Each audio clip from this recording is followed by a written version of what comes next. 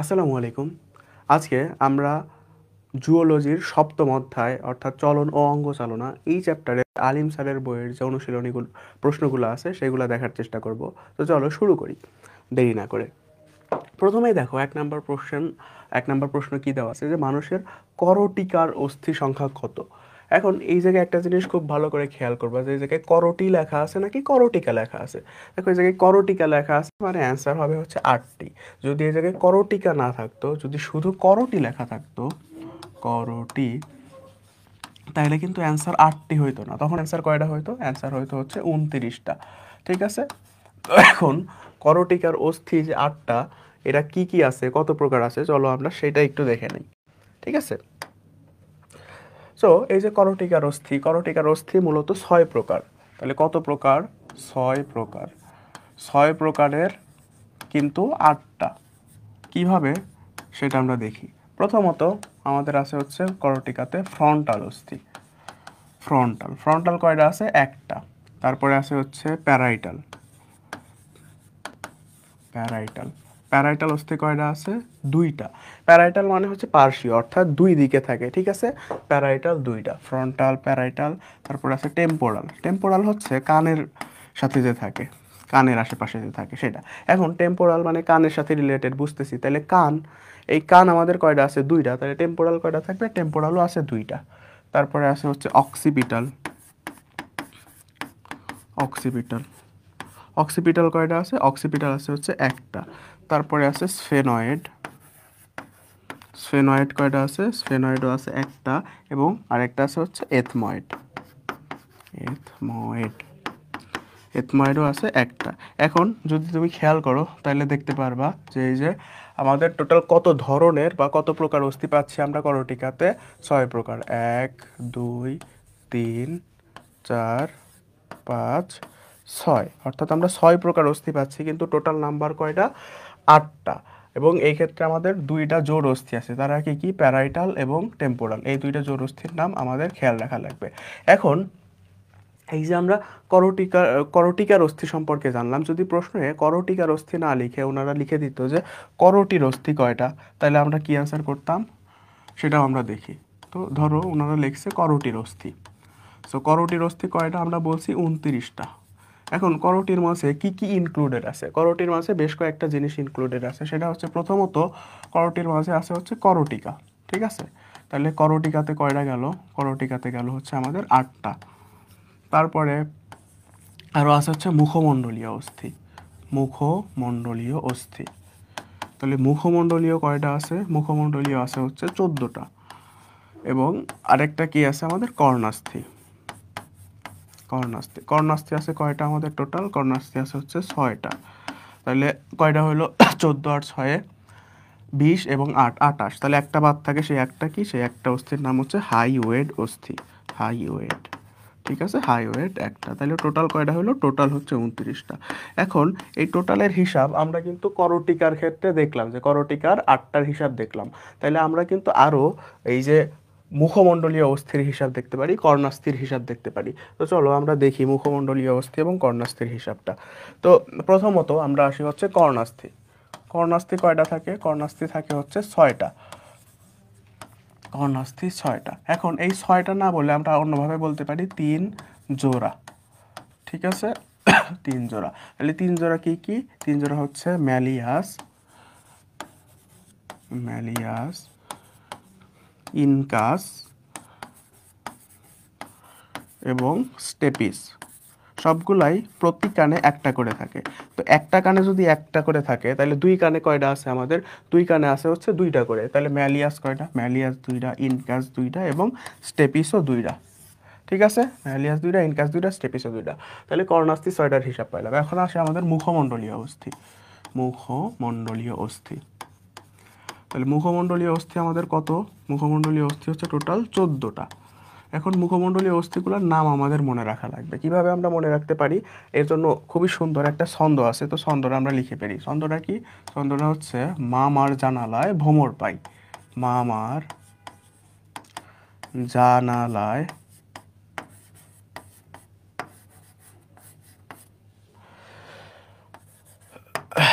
ভ্রমর পাই। ভোমর পাই। এখন প্রত্যেকটা কি মিন করতেছে আমাদের সেটাও তো জানা লাগবে, ঠিক না? তো চলো আমরা জেনে নেই। প্রথমে আসো মা, এই মাতে হচ্ছে ম্যাক্সিলা, ম্যাক্সিলা। তাহলে ম্যাক্সিলা কতটা থাকে বলো তো? ম্যাক্সিলা থাকে হচ্ছে দুইটা, দুই পাশে দুইটা, মুখের দুই পাশে দুইটা ম্যাক্সিলা থাকে। তারপরের মাতে হচ্ছে ম্যান্ডিবল, ম্যান্ডিবল কতগুলা থাকে? ম্যান্ডিবল থাকে হচ্ছে একটা।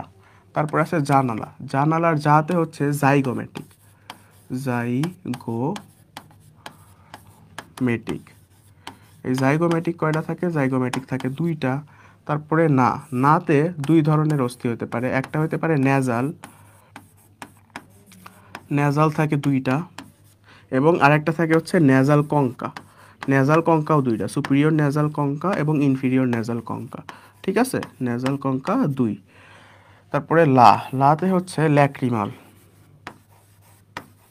ল্যাক্রিমাল, এই ল্যাক্রিমারও দুইটা। তারপরে ভোমর থেকে আসতে হচ্ছে ভোমার, ভোমার অস্থি।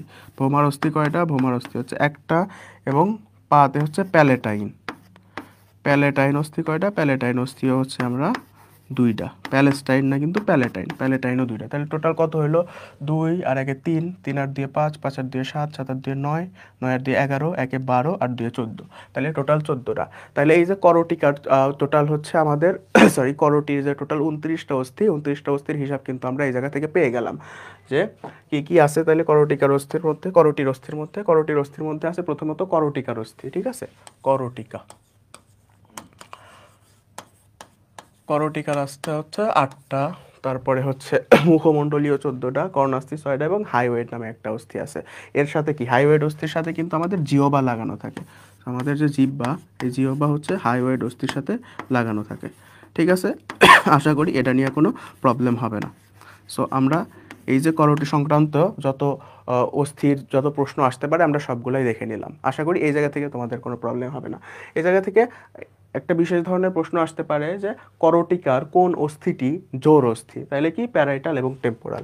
আবার এই জায়গা থেকে প্রশ্ন আসতে পারে যে মুখমণ্ডলীয় অস্থির মধ্যে কোন অস্থিটি বিজোড় অস্থি, তাহলে সেটা কি? এই যে ম্যান্ডিবল বিজোড় অস্থি, এবং আরেকটা কি আমাদের ভোমার বিজোড় অস্থি, ঠিক আছে?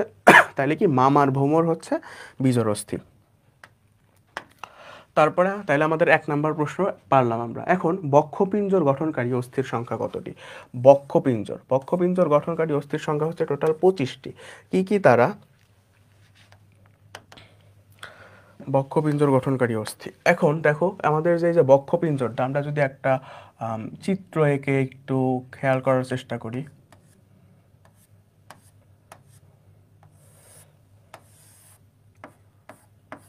এই হচ্ছে আমাদের বক্ষপিঞ্জরের ছবি, যদি আমরা আঁকানোর চেষ্টা করি তাহলে অনেকটা হচ্ছে এরকম হবে, ঠিক না?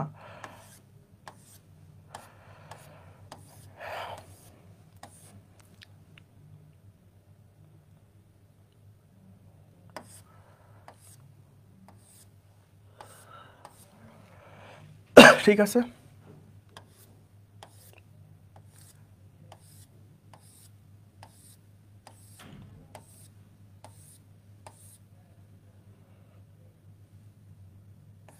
যাই হোক, চিত্র সম্পূর্ণ হচ্ছে, কমপ্লিট হচ্ছে না, বাট এরকমই দেখাবে অনেকটা, ঠিক না?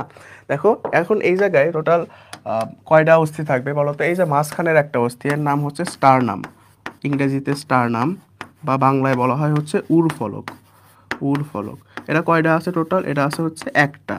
এবং এই যে দুই পাশ থেকে এই যে প্রবর্ধিত অংশগুলো আমরা দেখতেছিলাম, এই হাড্ডিগুলোর নাম হচ্ছে মূলত আমাদের রিবস, ইংরেজিতে রিবস বলে এবং বাংলায় বলে হচ্ছে পরশুকা। তাহলে পরশুকা কতগুলা? এই পাশে 12টা এবং এই পাশে হচ্ছে 12টা। তাহলে টোটাল কত? 12 + 12, 24টা। তাহলে 24টা পরশুকা এবং একটা স্টারনাম। এই 24টা পরশুকা এবং একটা স্টারনাম নিয়ে গঠিত হয় হচ্ছে আমাদের যে বক্ষপিঞ্জর, ঠিক আছে? তাহলে বক্ষপিঞ্জরের অস্থি কয়টা হবে? বক্ষপিঞ্জরের অস্থি হবে হচ্ছে আমাদের 25টা। তারপরে দেখো হৃৎপেশির সংকোচনে কোন উপাদান কাজ করে? দেখো যে কোনো পেশির সংকোচনের জন্যই মায়োফাইব্রিল এই উপাদানটা কাজ করে, ঠিক আছে? কিন্তু আমাদের আলিম স্যারের বইতে এই জায়গায় অ্যান্সার দেওয়া আছে ইন্টারক্যালাটেড ডিস্ক। দেখো ইন্টারক্যালাটেড ডিস্ক হচ্ছে হৃৎপেশির একটা অনন্য বৈশিষ্ট্য, হৃৎপেশির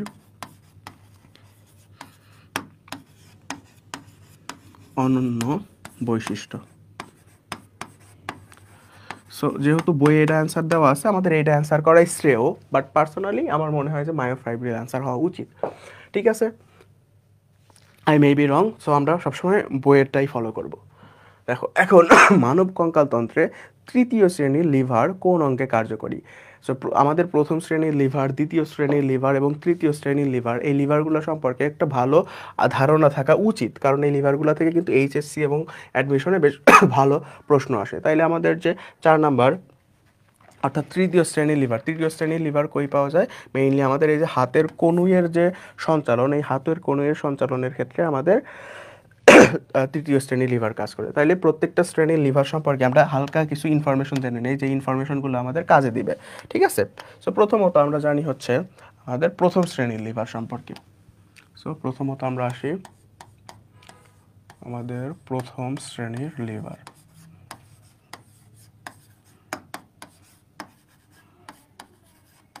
এখন এই যে প্রথম শ্রেণীর লিভারের উদাহরণ কি? প্রথম শ্রেণীর লিভারের আমাদের মানবদেহে উদাহরণ হচ্ছে এই যে দেখো আমাদের যে এই জায়গায় অক্সিপিটাল কন্ডাইল আছে, এর সাথে আমাদের অ্যাটলাস ভার্টিবা অর্থাৎ প্রথম ভার্টিবা যেটা, সেটা যুক্ত আছে। এটাই হচ্ছে মেইনলি আমাদের প্রথম শ্রেণীর লিভারের উদাহরণ। তাহলে প্রথম শ্রেণীর লিভারের উদাহরণ কি মানবদেহে? সেটা হচ্ছে অক্সিপিটাল কন্ডাইলের সাথে অ্যাটলাসের সংযোগ। অক্সিপিটাল কন্ডাইলের সাথে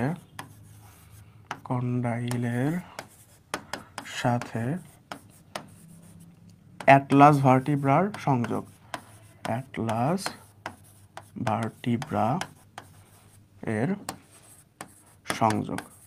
ঠিক আছে, এই হচ্ছে আমাদের প্রথম শ্রেণীর লিভারের উদাহরণ। এবং এই প্রথম শ্রেণীর লিভারের উদাহরণের সাথে সাথে এর যে বিশেষ বৈশিষ্ট্য, এর সুবিধা কি পাচ্ছি আমরা? প্রথম শ্রেণীর লিভার থেকে আমরা কোন ধরনের সুবিধা পাচ্ছি সেটা হচ্ছে একটা ছন্দ দিয়ে আমরা মনে রাখতে পারি যে কম বল বেশি ফল, অর্থাৎ কম বল প্রয়োগে বেশি পরিমাণে ফল লাভ করি আমরা প্রথম শ্রেণীর লিভার থেকে। ঠিক আছে, আশা করি বুঝতে পারছো। সো প্রথম শ্রেণীর লিভারের আমাদের সুবিধা কি? কম বল বেশি ফল। এবার আসি হচ্ছে আমরা দ্বিতীয় শ্রেণীর লিভার।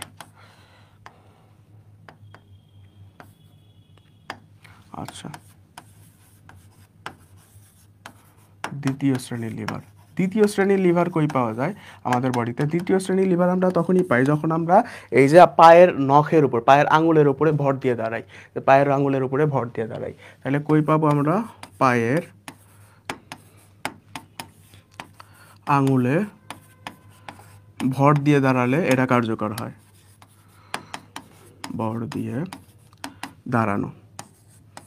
এবং এর সুবিধা কি? এর সুবিধা হচ্ছে দৌড়াতে হেল্প করে। এর সুবিধা কি? এর সুবিধা হচ্ছে আমাদের দৌড়াতে হেল্প করে।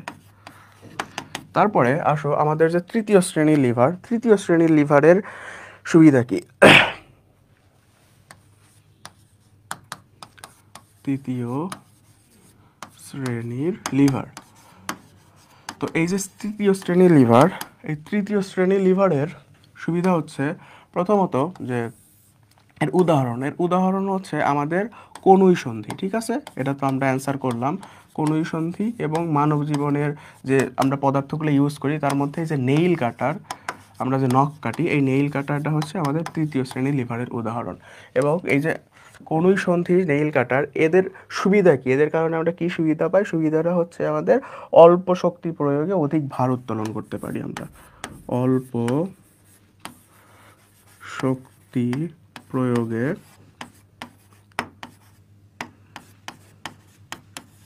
অধিক ভার উত্তোলন করতে পারি। ঠিক আছে, এই হচ্ছে আমাদের লিভারের সুবিধাগুলো। সো আশা করি এটাই কোনো প্রবলেম হবে না, তোমাদের বুঝতে পারছো। আচ্ছা, এর পরবর্তী প্রশ্ন দেখি যে তাহলে এখন হাতের কনুইয়ের সঞ্চালনে এই জায়গায় তাহলে কি আমরা তৃতীয় শ্রেণীর লিভার পেলাম। 5 নাম্বার প্রশ্ন, হিউমেরাস এবং ফিমারের মস্তকে কোন ধরনের তরুণাস্থি থাকে? সো হিউমেরাস এবং ফিমারের মস্তকে সাধারণত আমরা এই যে 4 নাম্বার অর্থাৎ ক্যালসিফাইড ধরনের তরুণাস্থি দেখতে পাই। তাইলে এখন আমাদের যে বাকি তরুণাস্থিগুলো আছে, সব ধরনের তরুণাস্থি, কোন তরুণাস্থি কই পাওয়া যায় এটাও কিন্তু আমাদের জেনে নেওয়া দরকার। ঠিক আছে, সো আমরা জেনে নেই যে কোন জায়গায় কোন ধরনের তরুণাস্থি পাওয়া যায়। তো প্রথমত প্রথমত আসে হচ্ছে হায়ালিন তরুণাস্থি। হায়ালিন হায়ালিন তরুণাস্থির অপর নাম কি? হায়ালিন তরুণাস্থির অপর নাম হচ্ছে স্বচ্ছ তরুণাস্থি। এই হায়ালিন বা স্বচ্ছ তরুণাস্থি এরা কই পাওয়া যায়? এরা পাওয়া যায় হচ্ছে ষড়যন্ত্র, শ্বাসনালী, তারপরে অস্থিসন্ধি, পরশুকার প্রান্তভাগ, ষড়যন্ত্র, শ্বাসনালী, পরশুকার প্রান্তভাগ,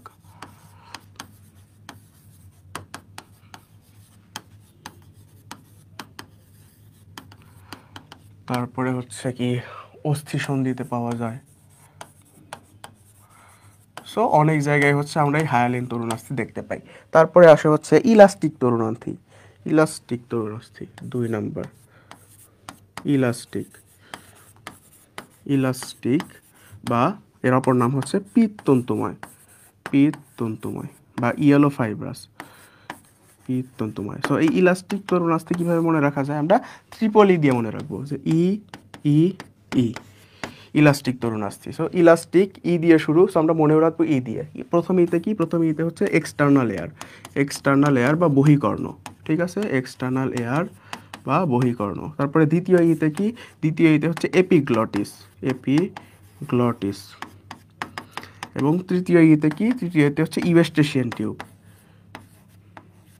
ইউস্টেশিয়ান টিউব বা অডিটরি টিউবও বলা হয়, ঠিক আছে। সো এই হচ্ছে আমাদের ইলাস্টিক বা পিত্তন্তময়। তারপরে 3 নম্বরে কি আছে? 3 নম্বরে হচ্ছে আমাদের শ্বেততন্তুময় বা ফাইব্রাস। শ্বেততন্তুময় বা ফাইব্রাস তরুণাস্থি। এরা কই পাওয়া যায়? এরা পাওয়া যায় হচ্ছে আমাদের পিউবিক সিমফাইসিসে পাওয়া যায় এবং ইন্টারভার্টিব্রাল ডিস্কে পাওয়া যায়। কই কই পাওয়া যায়? অর্থাৎ এটা একদম মিড লাইন বরাবর পাওয়া যায়। পিউবিক সিমফাইসিস এবং ইন্টারভার্টিব্রাল ডিস্ক। Intervertebral disk. মানে পিউবিক সিমফাইসিস কই পাওয়া যায় বলো তো? পিউবিক সিমফাইসিস পাওয়া যায় আমাদের যে শ্রোণী চক্র আছে, শ্রোণী চক্রে, অর্থাৎ যে জায়গায় দুইটা পিউবিস বোন একসাথে মিলিত হয় সেটাকে বলা হচ্ছে পিউবিক সিমফাইসিস। এবং ইন্টারভার্টিব্রাল ডিস্ক মানে কি? এই যে দুইটা ভার্টিব্রার মাঝখানের যে ফাঁকা জায়গা, এই জায়গায় থাকে হচ্ছে ইন্টারভার্টিব্রাল ডিস্ক, ঠিক আছে। এবং চতুর্থ সেটা হচ্ছে আমাদের ক্যালসিফাইড। ক্যালসিফাইড। সো এই যে ক্যালসিফাইড তরুণাস্থির মধ্যে কে কে আছে? ক্যালসিফাইড তরুণাস্থি কই কই পাওয়া যায়? তারা পাওয়া যায় হচ্ছে হিউমেরাস ও ফিমারের মস্তকে।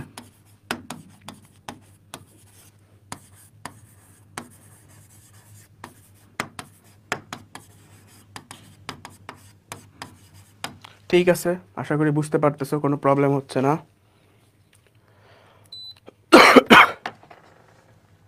আচ্ছা, আমি একটু সাউন্ডটা চেক করে নেই যে সাউন্ড ঠিকঠাক মতো শোনা যাচ্ছে কিনা।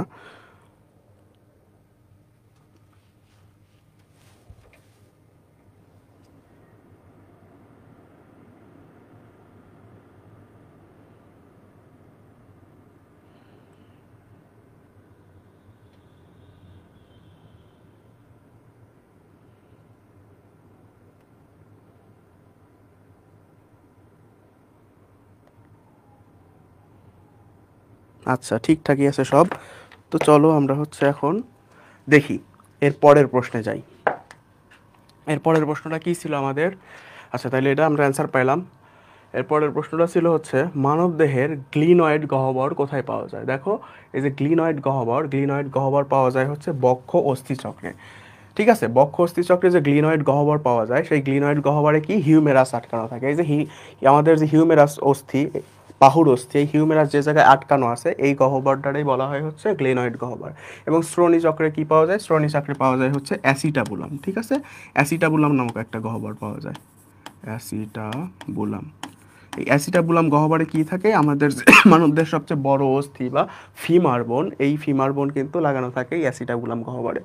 তারপরে পেশি কলার আবরণের নাম কি? ঠিক আছে, পেশির ইংরেজি বা পেশির গ্রিক হচ্ছে সার্কো। সার্কো শব্দ দিয়ে পেশি বোঝায়। তো এই জায়গায় দেখো সার্কোলেমা। সার্কো শব্দের অর্থ পেশি, এবং এই যে লেমা, এই লেমা শব্দের অর্থ হচ্ছে লেয়ার বা স্তর বা আবরণ, ঠিক আছে।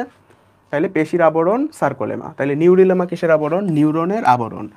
ঠিক আছে। প্লাজমা লেমা কিসের আবরণ? প্লাজমার আবরণ, অর্থাৎ সাইটোপ্লাজমের চারদিকে যে স্তরটা থাকে অর্থাৎ কোষ ঝিল্লি থাকে তাই সেটাই হচ্ছে প্লাজমা লেমা। এবং পেরিটোনিয়াম কিসের আবরণ? পেরিটোনিয়াম হচ্ছে সিলোমের আবরণ, সিলোমে থাকে। ঠিক আছে, সিলোম। তারপরে দেখো নিচের কোনটির মাধ্যমে পেশি এবং অস্থি যুক্ত হয়? দেখো পেশি আর অস্থি একত্রে যুক্ত হয় হচ্ছে টেন্ডন দিয়ে, আর লিগামেন্ট দিয়ে কি হয়?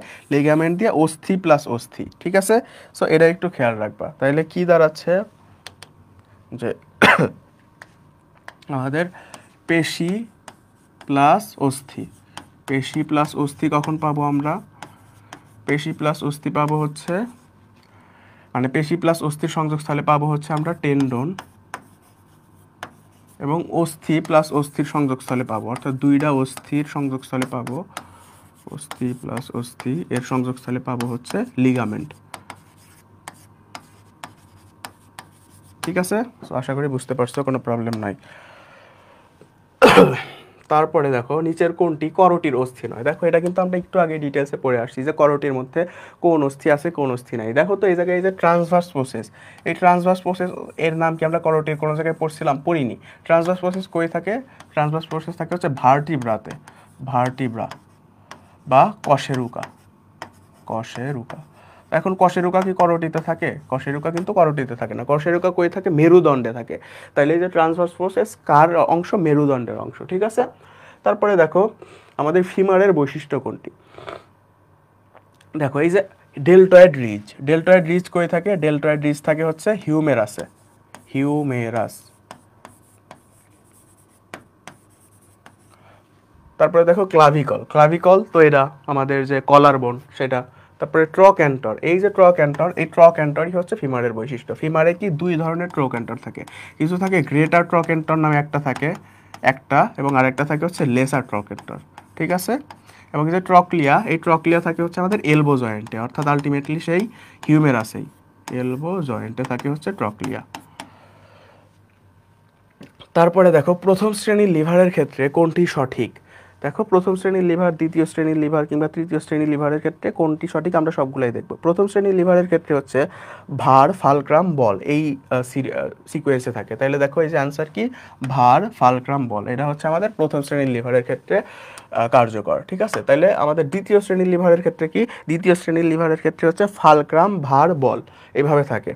তাহলে দ্বিতীয় শ্রেণীর লিভারে কি থাকবে? ফালক্রাম, ভার, বল। এই যে এই জায়গায় কিন্তু নাই দ্বিতীয় শ্রেণীর লিভার। তাহলে তৃতীয় শ্রেণীর লিভারে কি থাকে? এই যে ফালক্রাম, বল, ভার, এটা কি? এটা হচ্ছে তৃতীয় শ্রেণী, এটা হচ্ছে তৃতীয় তৃতীয় শ্রেণী। তাহলে দ্বিতীয় শ্রেণীতে কি থাকে? ফালক্রাম, ভার, বল। ঠিক আছে, এটা খেয়াল রাখবা। দ্বিতীয় শ্রেণীতে কি থাকে? দ্বিতীয় শ্রেণী, এই যে দ্বিতীয় শ্রেণীর লিভারে থাকে হচ্ছে ফালক্রাম, ভার, বল। ঠিক আছে, তারপরে দেখো স্বচ্ছ তরুণাস্থি কোথায় পাওয়া যায়? স্বচ্ছ তরুণাস্থি মানে কি?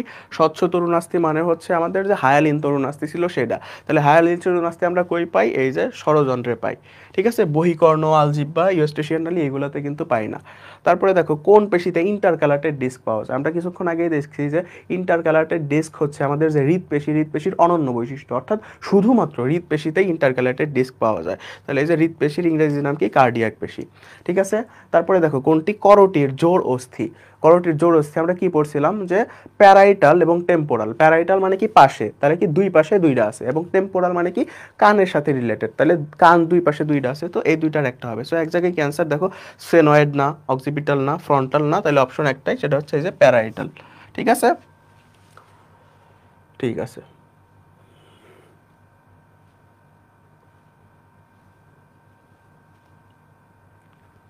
এরপরের প্রশ্ন দেখি যে শ্বাসনালী ও নাকে কোন ধরনের তরুণাস্থি পাওয়া যায়? বলো তো শ্বাসনালী এবং নাকে কোন ধরনের তরুণাস্থি পাওয়া যাবে? অবশ্যই কি আমাদের হায়ালিন তরুণাস্থি পাওয়া যাবে, ঠিক না?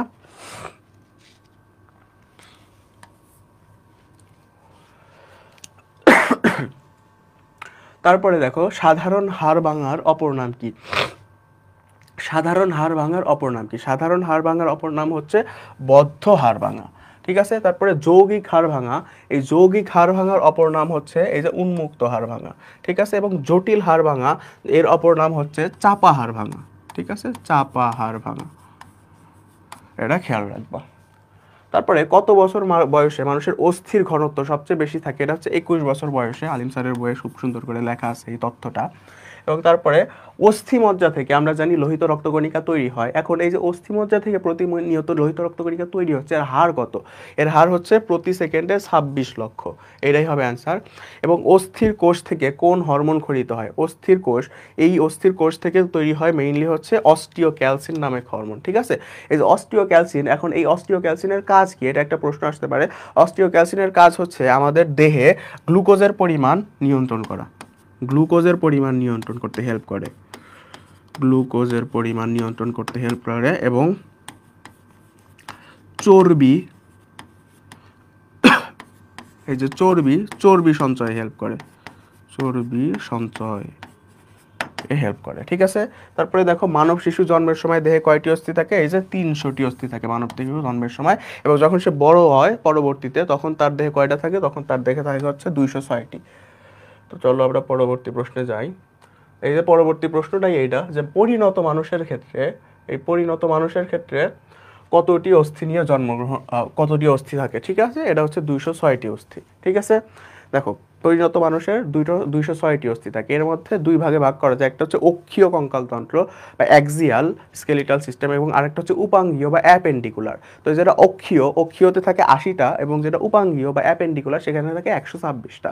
ঠিক আছে, এই যে দেখো এই জায়গায় লেখা আছে যে অক্ষীয় কঙ্কালতন্ত্র কয়টি অস্থি নিয়ে গঠিত? এটা হচ্ছে এই যে আমাদের গ নাম্বার 80টা। এবং তারপরের প্রশ্নে উপাঙ্গীয় কঙ্কালতন্ত্র কয়টি নিয়ে গঠিত? সেটা হচ্ছে এই যে 126টা। এখন বলো তো মানুষের করটি কয়টি অস্থি নিয়ে গঠিত? মানুষের করটি হচ্ছে টোটাল এই যে 29টি অস্থি নিয়ে গঠিত। আমরা অলরেডি পড়ে ফেলছি, সরি এটা না,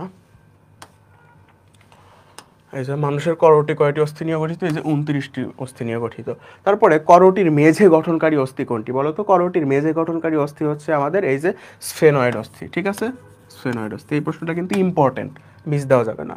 তারপরে মানুষের সার্ভাইকাল বা স্কন্ধদেশীয় কশেরুকার সংখ্যা কত?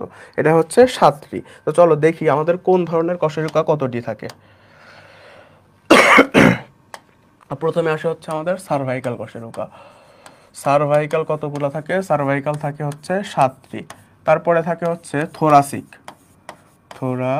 থোরাসিক কতগুলো থাকে? থোরাসিক থাকে হচ্ছে 12টি। তারপরে কত কি থাকে? তারপরে হচ্ছে লাম্বার থাকে, লাম্বার।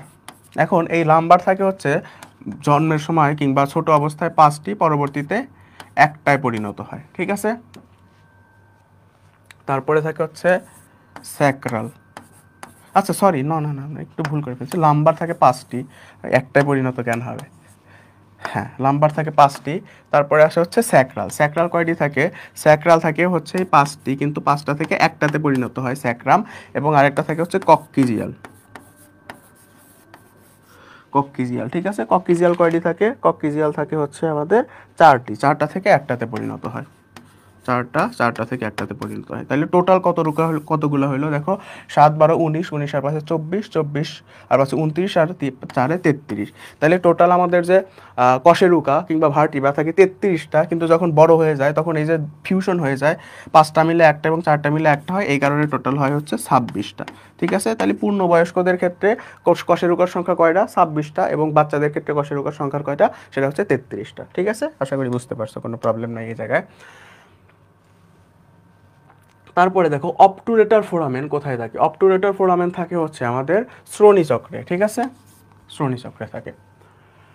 নিচের কোনটি হাতের কবজিতে থাকে না? দেখো হাতের কবজিতে থাকে না হচ্ছে নেভিকুলার। এখন হাতের কবজিতে তাইলে কারা কারা থাকে সেটা আমাদের দেখা লাগবে। তো চলো দেখি আমরা যে হাতের কবজিতে কারা কারা থাকে। একটা খুবই ছন্দ আছে, সুন্দর ছন্দ, এই ছন্দ দিয়ে আমরা কিন্তু মনে রাখতে পারি। কি ছন্দটা হচ্ছে যে শি লুকস টু প্রেটি, মানে সে দেখতে খুবই সুন্দর, ট্রাই টু ক্যাচ হার, মানে সে দেখতে খুবই সুন্দর, তাহলে ধরার চেষ্টা করো। ঠিক আছে, সো এই যে she looks too pretty try to catch her, এটা দিয়ে কিন্তু আমরা মনে রাখতে পারি যে কবজির অস্থিগুলার নাম। এখানে একটা জিনিস খেয়াল রাখবে, এই যে শি লুকস টু প্রেটি, এটা কিন্তু কবজির প্রথম স্তর, এবং ট্রাই টু ক্যাচার এটা হচ্ছে দ্বিতীয় স্তর, ঠিক আছে। সো আমাদের কবজির অস্থিগুলো দুইটা সারিতে বিভক্ত থাকে। তো প্রথম সারির অস্থিগুলার নাম এটা দিয়ে মনে রাখবো, দ্বিতীয় সারির অস্থিগুলার নাম এটা দিয়ে মনে রাখবো। তাহলে শীতে কি, শীতে হচ্ছে আমাদের স্ক্যাফয়েড, প্রথমেই স্ক্যাফয়েড, তারপরে লুক্সতে লুনেট, ঠিক আছে। তারপরে টুতে হচ্ছে ট্রাইকুয়েট্রাল, ট্রাইকুয়েট্রাল, এবং প্রেটিতে হচ্ছে পিসিফর্ম। তাহলে এই যে চারটা, এই চারটা থাকবে হচ্ছে আমাদের প্রথম সারিতে। তারপরে ট্রাইতে হচ্ছে ট্রাপিজিয়াম, ট্রাপেজিয়াম। তারপরে টুতে হচ্ছে ট্রাপেজয়েড। তারপরে কি ক্যাসতে হচ্ছে ক্যাপিটেট, এবং হার্টতে হচ্ছে হ্যামেট। তো এইগুলো হচ্ছে আমাদের করোটির, সরি আমাদের যে কবজির অস্থি আছে, কবজির অস্থি তাহলে টোটাল কয়টা? 8টা। কি কি? Scaphoid, lunate, triquetral, pisiform, trapezium, trapezoid, capitate, hamate. এটা কি দিয়ে মনে রাখতে পারি? She looks too pretty, try to catch her. ঠিক আছে, আশা করি এটা নিয়ে তোমাদের কোনো ঝামেলা হবে না। তাহলে এখন দেখো তো এই জায়গায় কি স্ক্যাফয়েড আছে, ট্রাপিজয়েড আছে, লুনেট আছে, কিন্তু এই যে নেভিকুলার কি হাতের কবজিতে থাকে? থাকে না। তার মানে কি নেভিকুলার কই থাকবে? নেভিকুলার আছে পায়ে, ঠিক আছে। পায়ের যে আমাদের অ্যাঙ্কেল আছে, এই অ্যাঙ্কেলে থাকে। দেখো মানবদেহের সবচেয়ে বড় অস্থি কোনটি? মানবদেহের সবচেয়ে বড় অস্থি হচ্ছে ফিমার। তাহলে মানবদেহের সবচেয়ে ছোট অস্থি কোনটি? এটাও আমাদের জানা দরকার। মানবদেহের সবচেয়ে ছোট অস্থি হচ্ছে স্টেপিস, ঠিক আছে। স্টেপিস কানের অস্থি, এই স্টেপিস হচ্ছে মানবদেহের সবচেয়ে ছোট অস্থি। তারপরে কর্ণছত্র ও নাসিকার অগ্রভাগে কোন ধরনের অস্থি পাওয়া যায়? ঠিক আছে, এর অ্যান্সার কি হবে? এর অ্যান্সার হবে পিত্তন্তমায়। পিত্তন্তমায় মানে কি? পিত্তন্তমায় মানে হচ্ছে হায়ালিন, ঠিক আছে। সরি, হায়ালিন না, ইলাস্টিক, সরি। এবং ফোরামেন ম্যাগনাম কই পাওয়া যায়? ফোরামেন ম্যাগনাম পাওয়া যায় হচ্ছে আমাদের এই যে করোটিতে। করোটিতে বিশেষ করে যে অক্সিপিটাল অস্থি আছে, অক্সিপিটাল বোন, অক্সিপিটাল, এই অক্সিপিটাল বোনে থাকা যায়। এই শব্দের অর্থ কি দেখো? ফোরামেন। ফোরামেন মানে কি? ছিদ্র। আর ম্যাগনাম শব্দটা কই থেকে আসছে? ম্যাগনাম শব্দটা আসছে মেগা শব্দ থেকে, মানে অনেক বড় ছিদ্র। অর্থাৎ মানবদের সবচেয়ে বড় যে ছিদ্রটা আসে সেটা হচ্ছে ফোরামেন ম্যাগনাম। এই ফোরামেন ম্যাগনাম দিয়ে কি পাস করে? আমাদের যে মস্তিষ্ক থেকে যে আমাদের স্পাইনাল কর্ড কিংবা স্নায়ুরজ্জু, এই স্নায়ুরজ্জুটা এই ফোরামেন ম্যাগনাম দিয়ে আমাদের মেরুদণ্ডের মধ্যে দিয়ে চলে আসে, ঠিক আছে। এবং কোন অঙ্গের পেশিতে ইন্টারক্যালাটেড ডিস্ক পাওয়া যায়? সেটা হচ্ছে এই যে হৃৎপিণ্ডের পেশিতে, ঠিক আছে। তো আশা করি বুঝতে পারছো, কোনো প্রবলেম নাই। এই ছিল হচ্ছে আমাদের আলিম স্যারের বইয়ের সপ্তম অধ্যায়, জুওলজির সপ্তম অধ্যায়, অর্থাৎ চলন ও অঙ্গ চালনা, এই চ্যাপ্টারের অনুশীলনীগুলা। পরবর্তী চ্যাপ্টার নিয়ে দেখা হবে এর পরের কোনো ভিডিওতে, ঠিক আছে। তো ততদিন ক্লাসগুলো করো, আশা করি তোমাদের উপকারে আসতেছে। Best of luck.